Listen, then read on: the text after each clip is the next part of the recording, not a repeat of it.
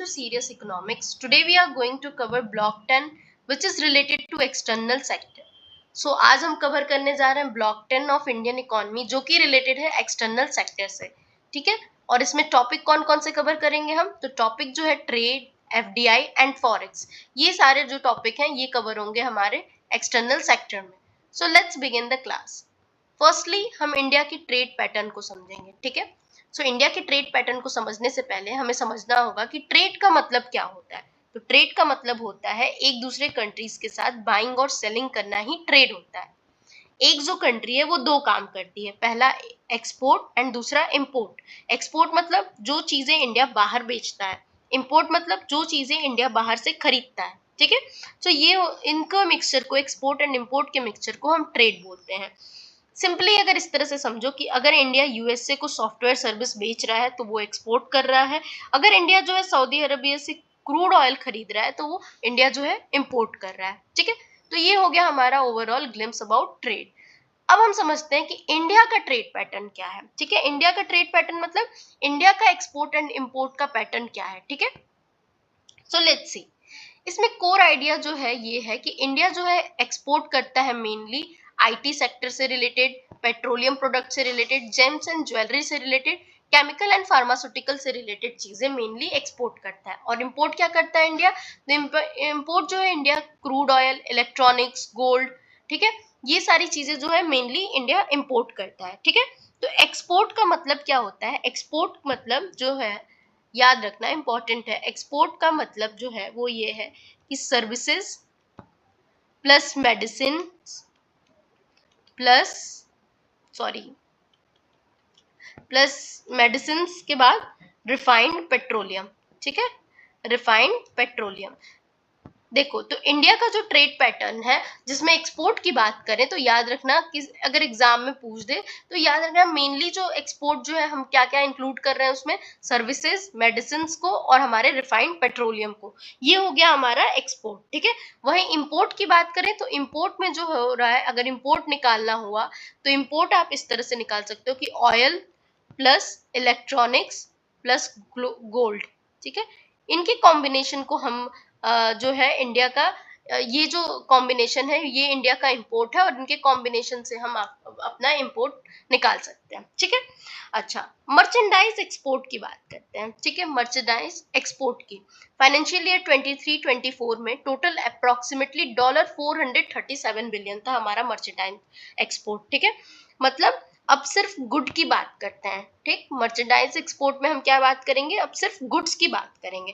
तो financial year 23-24 में India ने अप्रोक्सीमेटली 437 बिलियन जो है डॉलर वो एक्सपोर्ट किया है, ठीक। मतलब इंडिया ने दुनिया को इतना माल बेचा है, 437 बिलियन का माल जो है इंडिया ने बेचा है, ये मर्चेंडाइज एक्सपोर्ट जो है वो बता रहा है हमें, ठीक है। टॉप एक्सपोर्ट्स में हमने क्या क्या किया है, हमने ओवरऑल टोटल 437 बिलियन का एक्सपोर्ट किया है, मर्चेंडाइज एक्सपोर्ट है इसमें, ठीक है। मर्चेंडाइज एक्सपोर्ट्स का मतलब सिर्फ गुड्स से रिलेटेड है, ठीक है, गुड्स का एक्सपोर्ट, इसमें सर्विसेज इंक्लूडेड नहीं है, ठीक है। तो इनमें जो है हमने गुड्स का एक्सपोर्ट जो है 437 बिलियन डॉलर का किया है। और इसमें टॉप एक्सपोर्ट कैटेगरीज में था पहला पेट्रोलियम प्रोडक्ट, ठीक है। पेट्रोलियम प्रोडक्ट जो है सबसे बड़ा एक्सपोर्ट है, ठीक है। जैसे इंडिया जो है वो ऑयल इंपोर्ट करता है, फिर पेट्रोलियम कैसे एक्सपोर्ट कैसे करता है, ये सोचने वाली बात है। पेट्रोलियम प्रोडक्ट जो है हमारा टॉप एक्सपोर्ट कैटेगरीज में है, तो ये सोचना आता होगा क्वेश्चन ना कि इंडिया तो ऑयल इंपोर्टिंग कंट्री है, ठीक है, तो पेट्रोलियम प्रोडक्ट हम बेच कैसे रहे हैं बाहर में और ये हमारा टॉप मतलब कैसे है एक्सपोर्ट। तो सिंपली ये समझो कि जो इंडिया जो है वो क्रूड ऑयल इंपोर्ट तो करता है, उस क्रूड ऑयल को रिफाइनरी में प्रोसेस करता है और उसके बाद पेट्रोल, डीजल और एविएशन फ्यूल जो है वो बना के एक्सपोर्ट करता है ऑल ओवर इंडिया, ठीक है। इसलिए पेट्रोलियम प्रोडक्ट जो है एक्सपोर्ट में नंबर 1 है इंडिया के, क्योंकि इंडिया में जो रिफाइनरीज हैं वो काफी ही मतलब अच्छे क्वालिटी की या मतलब वर्ल्ड की सबसे बेस्ट रिफाइनरीज हैं, ठीक है। ओके, ये तो हम समझ गए कि टॉप एक्सपोर्ट जो है हमारा क्या है, पेट्रोलियम प्रोडक्ट है, ठीक है।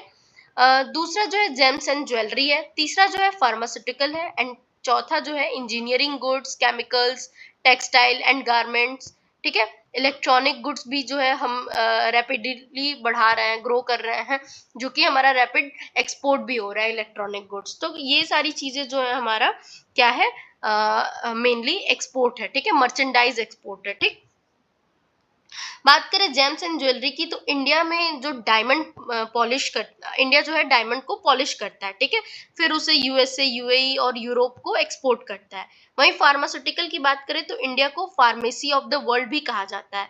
हम मेडिसिन बहुत कंट्रीज को एक्सपोर्ट करते हैं, ठीक है, लाइक अफ्रीका हुआ, इनफैक्ट यूरोप में भी हमने कोरोना टाइम में भेजा था। मतलब मोस्टली हम जो फार्मास्यूटिकल जो है वो एक्सपोर्ट करते हैं ऑल ओवर द वर्ल्ड। ठीक, इंजीनियरिंग गुड्स की बात करें तो मशीन्स हुए, ऑटो पार्ट्स हुए, इंडस्ट्रियल इक्विपमेंट हुए, ये भी जो है इंजीनियरिंग गुड्स जो है ये एक्सपोर्ट होते हैं इंडिया द्वारा। ठीक है, केमिकल्स की बात करें तो केमिकल्स में जो है, जस्ट अ मिनट, केमिकल्स में जैसे पेंट केमिकल हुआ, ऑर्गेनिक केमिकल हुआ, इंडस्ट्रियल केमिकल हुआ, ये सारी चीजें जो है हम एक्सपोर्ट करते हैं। वहीं टेक्सटाइल में बात करें तो कपड़े, गारमेंट्स या कॉटन प्रोडक्ट जो है मेनली इंडिया से एक्सपोर्ट होते हैं। ठीक है, इलेक्ट्रॉनिक्स कमोडिटी की बात करें तो इलेक्ट्रॉनिक्स कमोडिटी भी जो है वो रैपिडली ग्रो कर रही है।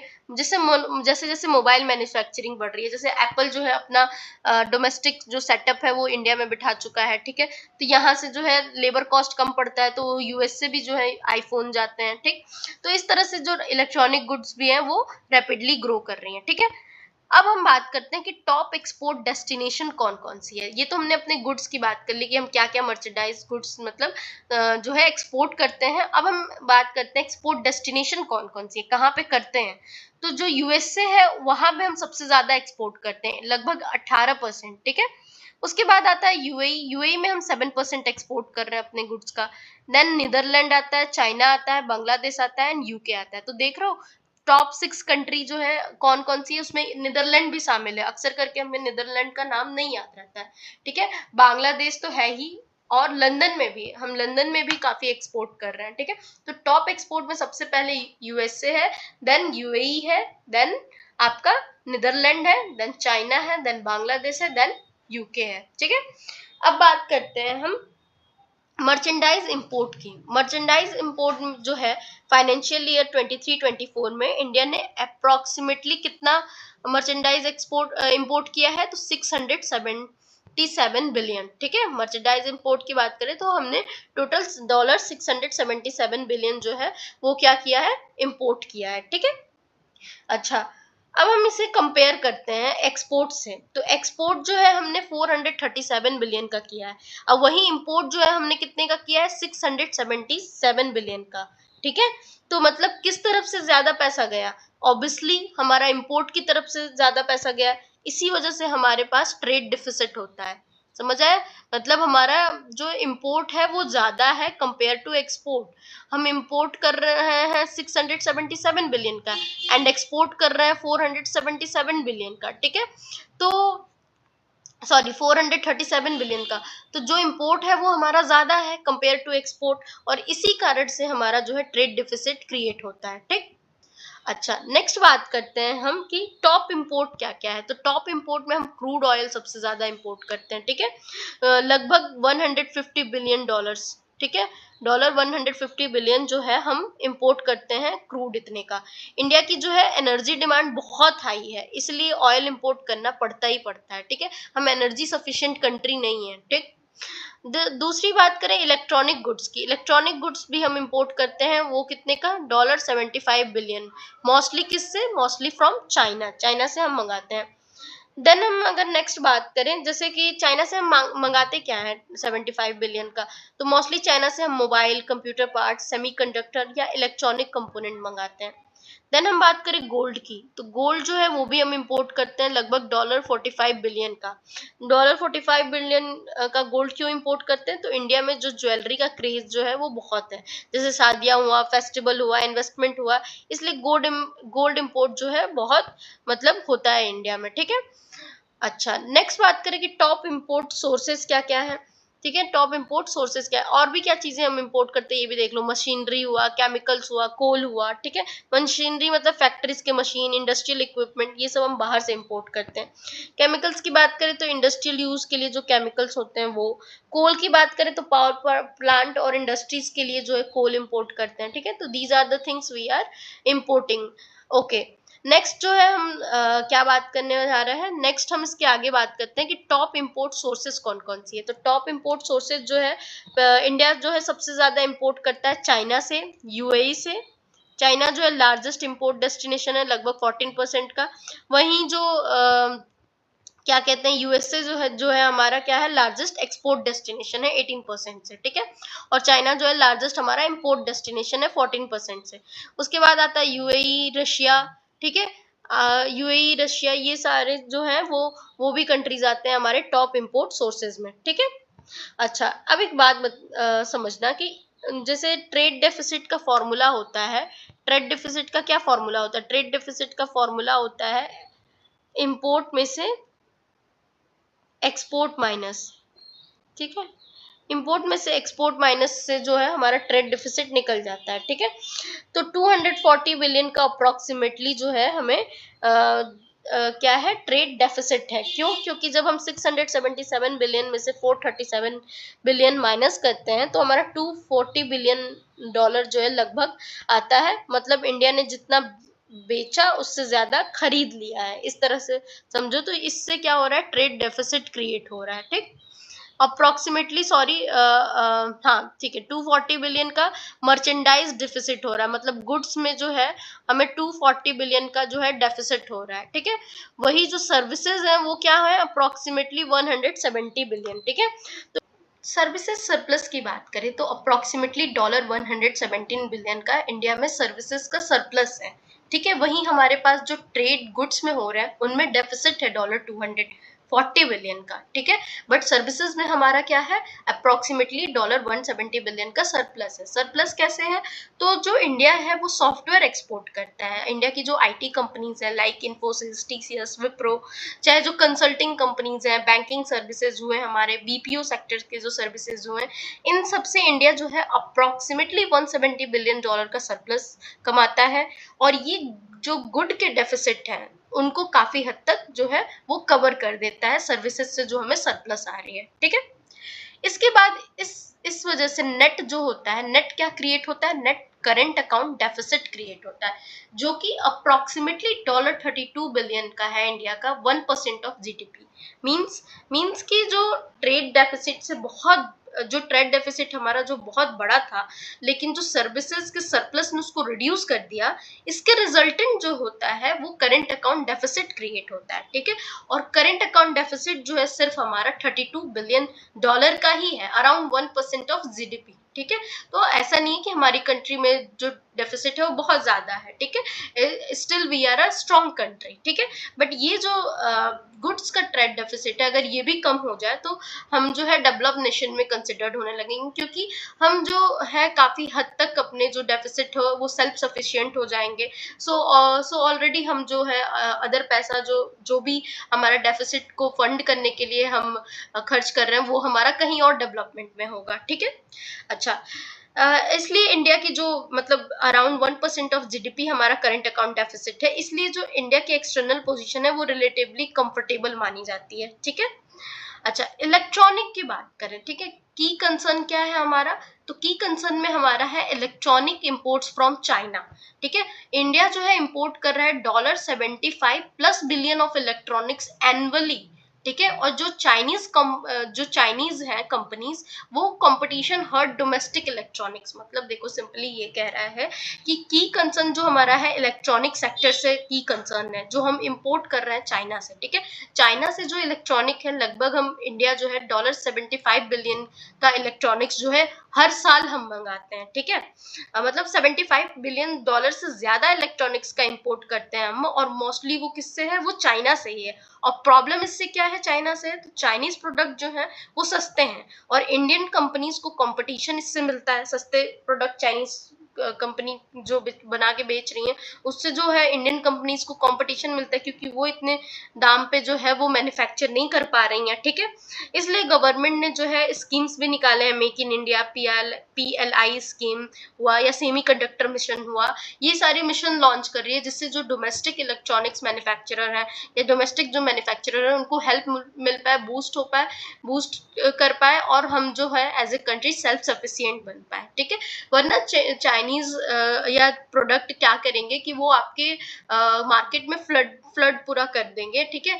और मतलब एक तरह से जिसे कहते हैं ना डंपिंग करना, ठीक है। वो अपनी कंट्री में भी इतना सस्ता नहीं बेच रहे जितना आपका मार्केट डिस्टॉर्ट करने के लिए, एंड देन वहां पे मोनोपोली क्रिएट करेंगे, ठीक है। पर हम ऐसा नहीं होने दे सकते कि कोई फॉरेन नेशन की कंपनीज जो है यहाँ आके मोनोपोली क्रिएट कर ले, ठीक है। देन हम उनके ऊपर डिपेंडेंट हो जाएंगे, ठीक। अब बात करते हैं एफटीए स्ट्रेटेजी की। ये क्या है, एफटीए स्ट्रेटेजी क्या है?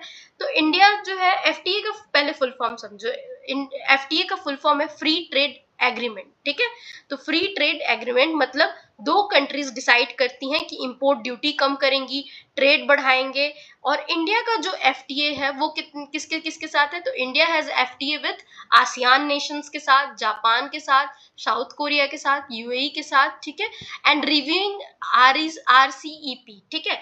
तो हम जो है आरसीईपी को भी मतलब रिव्यू कर रहे हैं, जिसमें चाइना और भी कंट्रीज जो है वो इस आरसीपी जैसे जो कॉन्ट्रैक्ट है या कह सकते हो जो फ्री ट्रेड एग्रीमेंट है उसमें मतलब इन्वॉल्व है। पर इंडिया ने 2019 में इस चीज से पुल्ड आउट कर लिया, क्योंकि चाइना हमारे लिए कंसर्न है, हम उस पर ट्रस्ट नहीं करते हैं। तो हम ऐसी चीजें जो है उसके साथ ऐसे फ्री ट्रेड एग्रीमेंट कर नहीं सकते हैं जिससे कि उनके प्रोडक्ट को इतनी छूट मिल जाए, ठीक है। नेक्स्ट जो है क्या कह रहा है कि pursuing FTA with UK, Canada and European union, ठीक है। तो इंडिया का जो फ्री ट्रेड एग्रीमेंट है मोस्टली किसके साथ है? आसियान नेशंस के साथ, Japan, south Korea and UAE के साथ, ठीक है। आरसीईपी से हमने पुल आउट कर लिया है, तो कभी भी ऑप्शन में अगर आ जाए तो नहीं लगाना है, हम आरसीईपी में नहीं है, ठीक है। लेकिन हम जो है UK and Canada and European union के साथ जो है वो ट्रेड डील एग्रीमेंट करने के लिए मतलब परस्यू कर रहे हैं, ठीक है। अब हम जा रहे हैं डिस्कस करने FDI, FII and forex reserve के बारे में, ठीक है। अगर ये तीन कॉन्सेप्ट समझ गए आप अच्छी तरीके से तो एक्सटर्नल सेक्टर का जो आधा चैप्टर है वो क्लियर हो जाएगा। सबसे पहले ये हाईलाइटेड लाइन में देखो जो कोर आइडिया मेंशन है। कोर आइडिया में क्या कहता है कि इंडिया का forex reserve, India's forex reserve at $620 billion are among the world top 5। क्या कह रहा है कि इंडिया के फॉरेक्स रिजर्व लगभग $620 बिलियन है, जो दुनिया के टॉप 5 में है, ठीक है। सो हमारा जो फॉरेक्स रिजर्व है वो हम डॉलर मतलब 620 बिलियन का रखते हैं अपने पास फिलहाल, और जो कि इंडिया के टॉप 5 वर्ल्ड कंट्रीज हैं उनमें हमारा जो है इंडिया भी है जो इसके पास इतना फॉरेक्स रिजर्व है, ठीक है। हर साल इंडिया में जो है $17 बिलियन के आसपास एफडीआई आता है, ठीक है। एफडीआई इनफ्लोज कितना हो रहा है? लगभग अप्रोक्सीमेटली $70 बिलियन एनुअली, ओके। अच्छा, और इंडिया को $120 बिलियन का क्या मिल रहा है? रेमिटेंसेस मिलते हैं, ठीक है। जो दुनिया में सबसे ज्यादा कोई कंट्री जो है रेमिटेंसेस कमाती है वो है भारत, ठीक है। भारत जो है, इंडिया जो है वर्ल्ड लार्जेस्ट रेसिपेंट है किस चीज का? रेमिटेंसेस का, ठीक। और ये जो हमें प्रोवाइड करता है, दीज प्रोवाइड बीओपी कुशन, ठीक। और ये तीनों मिलकर हमें क्या प्रोवाइड करते हैं? ये तीनों मिलकर इंडिया को बैलेंस ऑफ पेमेंट में स्ट्रेंथ देते हैं, ठीक। क्या क्या चीजें?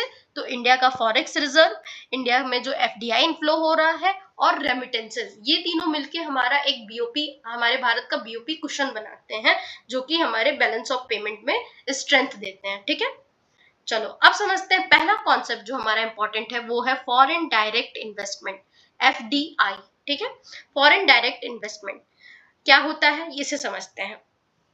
जब कोई फॉरेन कंपनी इंडिया में बिजनेस खोलने, फैक्ट्री लगाने या कंपनी खरीदने के लिए पैसा इन्वेस्ट करती है, उससे कहते हैं हम फॉरेन डायरेक्ट इन्वेस्टमेंट, ठीक है। याद रखना, अक्सर हम कंफ्यूज होते हैं एफडीआई एंड एफआईआई में, ठीक है। तो सबसे पहले एफडीआई का डेफिनेशन समझो कि जब कोई फॉरेन कंपनी इंडिया में बिजनेस खोलने, फैक्ट्री लगाने या कंपनी खरीदने के लिए पैसा इन्वेस्ट करती है, ठीक है, उसे हम फॉरेन डायरेक्ट इन्वेस्टमेंट कहते हैं। एग्जाम्पल के लिए अगर टेस्ला इंडिया में फैक्ट्री लगाए, या एप्पल इंडिया में मैन्युफैक्चरिंग प्लांट खोले, या सैमसंग इंडिया में प्रोडक्शन बढ़ाए, ये सब जो है किसके एग्जाम्पल है? एफडीआई के एग्जाम्पल है, ठीक है। तो मान लो एफडीआई और नॉर्मल इन्वेस्टमेंट में डिफरेंस क्या है? एफडीआई और नॉर्मल इन्वेस्टमेंट में डिफरेंस क्या है? अगर फॉरेन कोई कंपनी या फॉरेन जो इन्वेस्टर है अगर हमारी कंट्री में इन्वेस्ट करे, उसमें इन्वेस्टमेंट और हमारे फॉरेन डायरेक्ट इन्वेस्टमेंट में क्या डिफरेंस है, ये सोचने वाली बात है। तो फॉरेन डायरेक्ट इन्वेस्टमेंट में इन्वेस्टर जो है बिजनेस पर कंट्रोल चाहता है, ठीक है, इसलिए इसे लॉन्ग टर्म इन्वेस्टमेंट कहते हैं। एफडीआई क्या है? एफडीआई एक लॉन्ग टर्म इन्वेस्टमेंट है। अगर एप्पल अपना मैन्युफैक्चरिंग प्लांट यहाँ पे खोलेगी तो इतनी जल्दी तो बंद करके चली नहीं जाएगी ना, वो अपना कॉस्ट रिटर्न लेगी, प्रॉफिट रिटर्न लेगी, और वो यहाँ लोगों को हायर करेगी, फिर यहाँ की इलेक्ट्रिसिटी सर्विसेज यूज करेगी, उसके टैक्स भरेगी। तो ये जो है एक तरह का foreign direct investment long term investment होता है। बट अगर कोई फॉरेन नेशन मतलब जो सिटीजन है वो हमारे कंट्री में इन्वेस्ट करता है, वो कभी भी पुल आउट कर सकता है। पैसा दिया, उसको नहीं जचा, नहीं हो रहा है प्रॉफिट, तो वो एक साल भी वेट नहीं करेगा, वो पैसा लेके अपना दूसरी कंट्री में चला जाएगा। पर जो फॉरेन डायरेक्ट इन्वेस्टमेंट है उसे पहले नुकसान हो या फायदा हो, वो वेट करेंगे अपनी मतलब बिजनेस को सक्सेस बनाने के लिए, ठीक है। सो इस वजह से फॉरेन डायरेक्ट इन्वेस्टमेंट को हम बोलते हैं लॉन्ग टर्म इन्वेस्टमेंट, ठीक है। अच्छा, इंडिया की एफडीआई पॉलिसी क्या है, फिर ये समझ लेते हैं। तो देखो, एफडीआई पॉलिसी जो होती है, एफडीआई पॉलिसी ऑटोमेटिक रूट से जो for most sector, no prior approval. देखो, इंडिया ने इन्वेस्टमेंट को इनकरेज करने के लिए रूल्स को इजी बनाए हैं, ठीक है। तो उसमें से रूल्स इजी बनाए हैं, तो उसमें दो रूट रखा है कि फॉरेन डायरेक्ट इन्वेस्टमेंट जो है दो रूट से आ सकते हैं, ठीक है।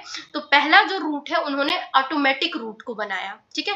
पहला जो रूट है वो ऑटोमेटिक रूट के थ्रू जो है फॉरेन डायरेक्ट इन्वेस्टमेंट आ सकता है। एंड दूसरा जो रूट है उसे हम कहते हैं अप्रूवल रूट। क्या होता है ऑटोमेटिक रूट? तो ऑटोमेटिक रूट में इसमें गवर्नमेंट की प्रायर अप्रूवल नहीं चाहिए होती है, ठीक है। कंपनी जो है डायरेक्टली इन्वेस्ट कर सकती है। मैक्सिमम सेक्टर जो है वो इसी रूट में आते हैं, जिससे कि हमारे कंट्री में एफडीआई प्रमोट हो ऑटोमेटिक रूट के थ्रू। इसमें ऐसा नहीं कि गवर्नमेंट से पहले सिग्नेचर कराओ, नहीं। अगर फेसबुक का मन है कि वो रिलायंस में इन्वेस्ट करे तो वो डायरेक्ट कर सकती है ऑटोमेटिक रूट के थ्रू, उसके लिए गवर्नमेंट से परमिशन की जरूरत नहीं है। वहीं अप्रूवल रूट में क्या होता है, ये सेंसिटिव सेक्टर में गवर्नमेंट की परमिशन लेनी पड़ती है, ठीक है। अप्रूवल जो रूट होता है वो किस चीज से रिलेटेड होता है? सेंसिटिव सेक्टर से। कौन कौन से सेंसिटिव सेक्टर? जैसे कि हमारा डिफेंस हो गया, ब्रॉडकास्टिंग हो गया, इंश्योरेंस सेक्टर हो गया, या मल्टी ब्रांड रिटेल हो गया, ठीक है। क्यों? तो क्योंकि ये नेशनल सिक्योरिटी और पब्लिक इंटरेस्ट से जुड़े सेक्टर होते हैं, इस वजह से इन सेंसिटिव सेक्टर में गवर्नमेंट की अप्रूवल जरूरी होती है, ठीक है। तो फॉरेन डायरेक्ट इन्वेस्टमेंट जो दो रूट से आ रहा है, एक ऑटोमेटिक एंड दूसरा अप्रूवल रूट से, ठीक है। अच्छा, अब बात करते हैं सेक्टोरल कैप्स की। सेक्टोरल कैप क्या है भाई? अब तुमने देख लिया कि एफडीआई क्या होता है, दो रूट से आ सकता है, एक लॉन्ग टर्म इन्वेस्टमेंट है। तो क्या सेक्टोरल कैप भी है कि सेक्टर वाइज इतना ही फॉरेन डायरेक्ट इन्वेस्टमेंट आ सकता है, या कोई फॉरेन नेशन या फॉरेन कंपनी जो है इतना ही जो है अक्वायर कर सकती है, इतने का ही इन्वेस्टमेंट ले सकती है कि हमारे कंट्री के किसी कंपनी में? तो हाँ, है, सेक्टरल लिमिट है हमारे यहाँ। हर सेक्टर में गवर्नमेंट एक लिमिट फिक्स करती है। एग्जाम्पल, इंश्योरेंस में जो पहले था वो 49% एफडीआई अलाउड था, ठीक है। एफडीआई लिमिट जो था 49% इंश्योरेंस कंपनी में था, जो कि बढ़ाकर कितना कर दिया गया है, 74% तक। अगर कोई फॉरेन कंपनी या फॉरेन सिटीजन या जो भी इन्वेस्ट करना चाहता है, वो 74% तक हमारे इंश्योरेंस कंपनी में, मतलब 50-50 भी नहीं है, मतलब कंपनी का समझो कि मोर देन 50% आपका हिस्सा जो है कोई फॉरेन कंपनी अक्वायर कर सकती है, ठीक है। और उसकी फुल 100% तो नहीं कर सकती, पर अगर वो मोर देन 50% भी करती है, विच मीन्स कि उसकी डिसीजन मेकिंग चलेगी उस कंपनी में, ठीक है। चलो, तो एफडीआई लिमिट की बात करें तो पहले जो इंश्योरेंस सेक्टर में 49 था, बट अब याद रखना है कितना है, 74 हो गया इंक्रीज होके। वही अगर बात करें आप अपना डिफेंस सेक्टर की, तो वो भी डिफेंस सेक्टर में भी कितना है, डिफेंस में 74% पहले था ऑटोमेटिक से, और कुछ केसेस में 100 ने क्या किया है, कुछ केसेस में गवर्नमेंट ने क्या किया कि 100% अप्रूवल कर दिया है, ठीक है। गवर्नमेंट अप्रूवल के साथ 100% भी पॉसिबल है एफडीआई जो है डिफेंस सेक्टर में, मतलब डिफेंस मैन्युफैक्चरिंग में, मतलब जो भी आर्म्स एम्यूनेशन बनाने में पहले 74% जो था वो आ सकता था, पर गवर्नमेंट ने कुछ स्पेशल केसेस में अप्रूवल के साथ, गवर्नमेंट के अप्रूवल के साथ आप 100% में भी कोई कंपनी खोल सकते हो, या किसी कंपनी में 100% स्टेक अक्वायर कर सकते हो, इन्वेस्ट कर सकते हो, ठीक है। अच्छा, टेलीकॉम इंफ्रास्ट्रक्चर में भी 100% जो है वो क्या है, अलाउ है एफडीआई, ठीक है। और एनुअल एफडीआई कितना आ रहा है इंडिया में, कितना एफडीआई आता है ओवरऑल, तो हर साल अप्रोक्सीमेटली $70 to 80 बिलियन आता है हमारे यहाँ एफडीआई, ठीक है। और ये पैसा जो है फैक्ट्रीज, इंडस्ट्रीज और इंफ्रास्ट्रक्चर में इन्वेस्ट होता है, और ये फाइनेंशियल ईयर 23-24 के डाटा के मुताबिक है, ठीक है। एफडीआई कहाँ से आता है, तो एफडीआई जो है टॉप कंट्रीज हमारी यहाँ सिंगापुर, ठीक है। टॉप सोर्सेज कहाँ कहाँ से हमारे यहाँ फॉरेन डायरेक्ट इन्वेस्टमेंट आता है, तो टॉप कंट्रीज है सिंगापुर से हमारे यहाँ आता है, मॉरिशस से आता है, ठीक है, यूएसए से आता है, नीदरलैंड से आता है, जापान से आता है, ठीक है। तो मॉरिशस और सिंगापुर में जो है टैक्स ट्रिटी की वजह से भी इंपॉर्टेंट इन्वेस्टमेंट रूट्स, मतलब ये दोनों कंट्रीज हैं, मतलब इनमें जो है टैक्स की काफी छूट है मॉरिशस और सिंगापुर में। दैट्स वाई मोस्टली कंपनी जो है अपना पेरेंट कंपनी वहीं पे खोलती हैं और वहां से जो फॉरेन डायरेक्ट इन्वेस्टमेंट इंडिया में भेजती हैं, ठीक है। तो याद रखना सिंगापुर हमारा टॉप सोर्स है एफडीआई आने का, दूसरा मॉरिशस है, तीसरा जो है हमारा यूएसए है, एंड चौथा जो है नीदरलैंड है, एंड पांचवा जो है जापान है। इसी वजह से हम यूएसए को यूएसए के मतलब इतना ज्यादा कह सकते हो नॉट अप्रोप्रिएट लैंग्वेज भी नहीं यूज कर रहा है, उनके ट्रम्प जो प्रेसिडेंट है ट्रम्प, स्टिल जो है इंडिया जो है फ्रेंडशिप मेंटेन कर रहा है इनके साथ, क्योंकि वी नो दैट कि हम इस कंडीशन में नहीं है कि यूएसए को अभी हम अपोज कर सकें, ठीक है। क्योंकि वो जो थर्ड लार्जेस्ट ट्रेडिंग पार्टनर भी है हमारा, एफडीआई भी आ रही है, और हमें जो है for become a stronger nation and become a developed nation we need to like ignore certain thing, जिससे कि हम लॉन्ग टर्म गोल को अचीव कर सके, ठीक है। अच्छा नेक्स्ट बढ़ते हैं। एफडीआई जो है सबसे ज्यादा किस सेक्टर में आता है, अभी तुमने देख लिया कौन सी कंट्री है, ठीक है, पर एफडीआई आता किस सेक्टर में, इंटरेस्टेड किस सेक्टर में इन्वेस्ट करने में फॉरेन जो इन्वेस्टर्स हैं, तो टॉप रेसिपेंट सेक्टर जो है वो कौन सा है, सर्विसेज है हमारा, computer and software and hardware है, टेलीकॉम है, कंस्ट्रक्शन है, ऑटोमोबाइल्स हैं। ये जो सेक्टर्स हैं यहाँ पे जो है इंडिया को ज्यादा मतलब एफडीआई इन्वेस्टर्स को जो है ज्यादा अट्रैक्ट करता है ये सेक्टर्स, ठीक है। अब दूसरा इंपॉर्टेंट कॉन्सेप्ट है एफआईआई, फॉरेन इंस्टीट्यूशनल इन्वेस्टर्स, ठीक है, या एफपीआई भी जिन्हें कहते हैं, फॉरेन फॉरेन पोर्टफोलियो इन्वेस्टमेंट भी कहते हैं। तो दोनों याद रखना, एफआईआई एंड एफपीआई ये दोनों ही सेम ही कॉन्सेप्ट है, फॉरेन इंस्टीट्यूशनल इन्वेस्टर्स कहो या फॉरेन पोर्टफोलियो इन्वेस्टर, ठीक है। तो अब एफडीआई के अपोजिट कॉन्सेप्ट को समझेंगे, ठीक है, ये एफडीआई के दोनों अपोजिट कॉन्सेप्ट है। एफआईआई एंड या एफपीआई का मतलब है foreign portfolio investment.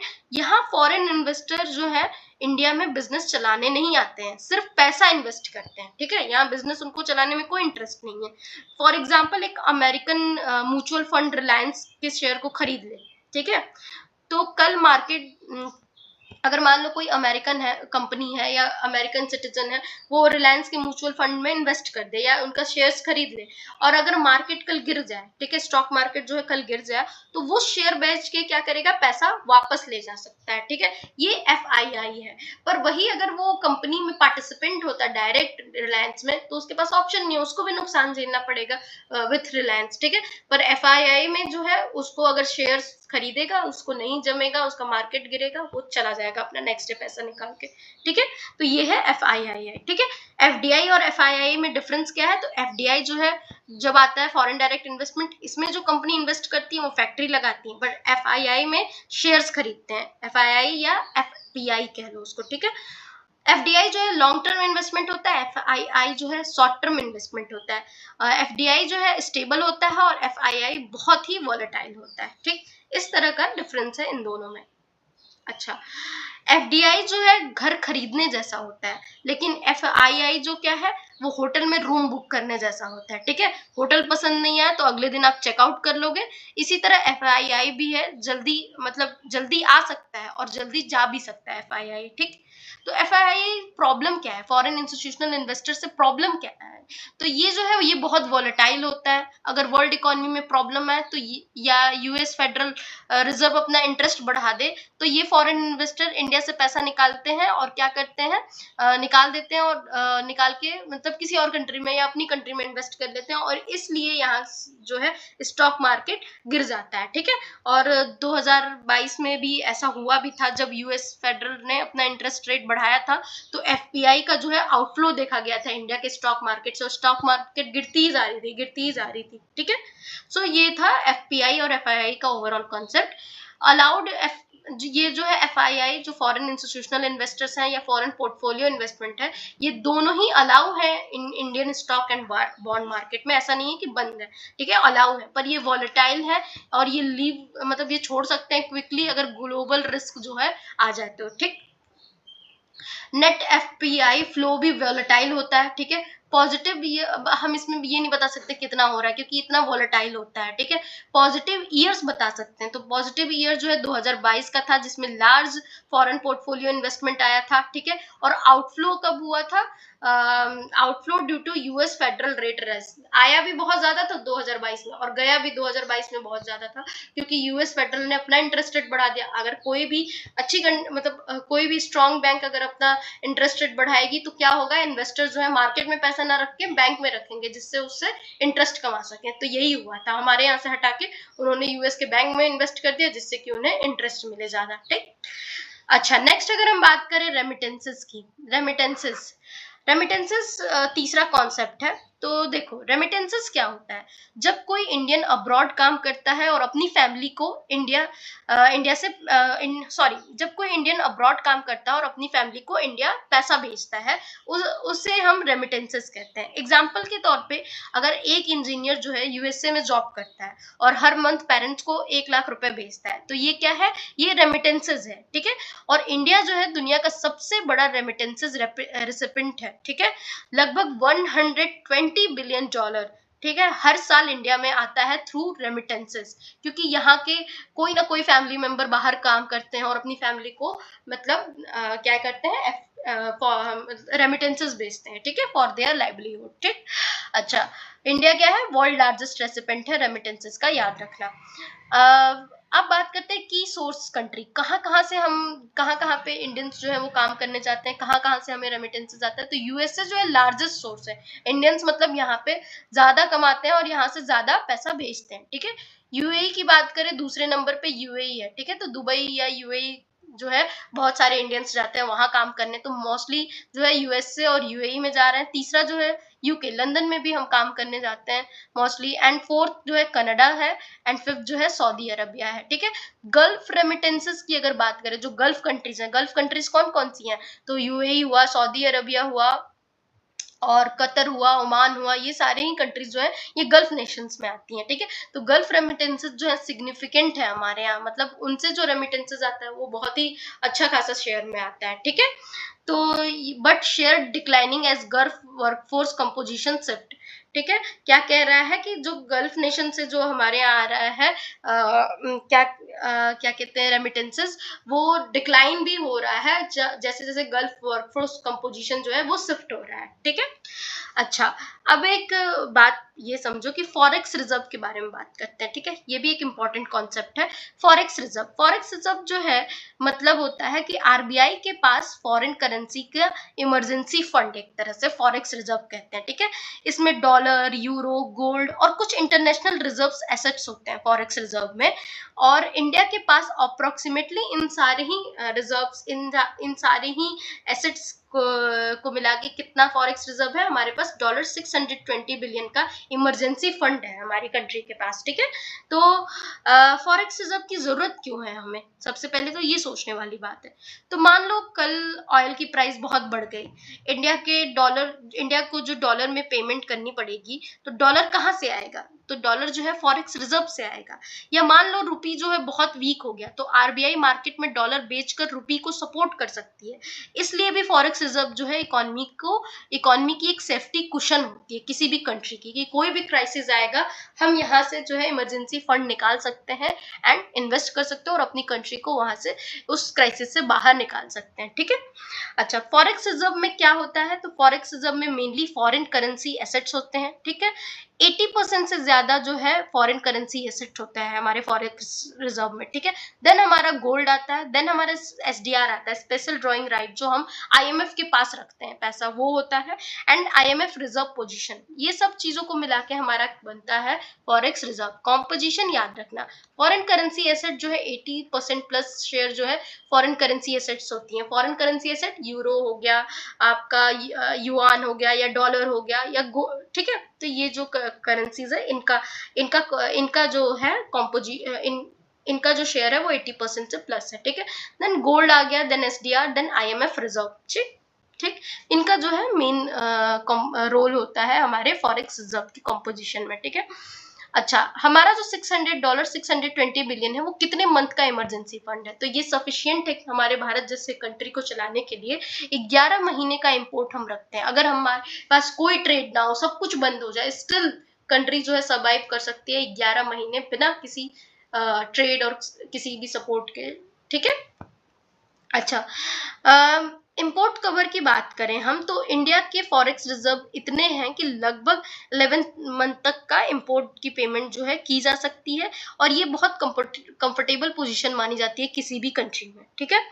So overall ये खत्म हो गया है हमारा जो ब्लॉक 10 है, ठीक है। तो एक और पॉइंट लिखा हुआ है कि फॉरेक्स रिजर्व जो है यूज किया जाता है आरबीआई द्वारा टू इंटरवेंशन टू स्टेबलाइज रूपी। ये कॉन्सेप्ट भी मैं बता चुकी हूँ, ठीक है।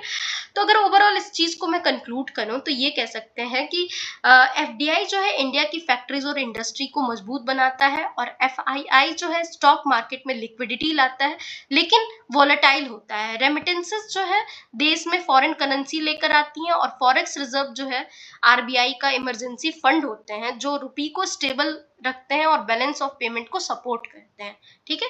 That's it, thank you. जो ब्लॉक 10 है हमारा इंडियन इकोनॉमी का खत्म हो गया। नेक्स्ट वीडियो जो होगी ब्लॉक 11 पे, विच इज इंफ्रास्ट्रक्चर डेवलपमेंट, ठीक है। टोटल 14 ब्लॉक है इंडियन इकोनॉमी के।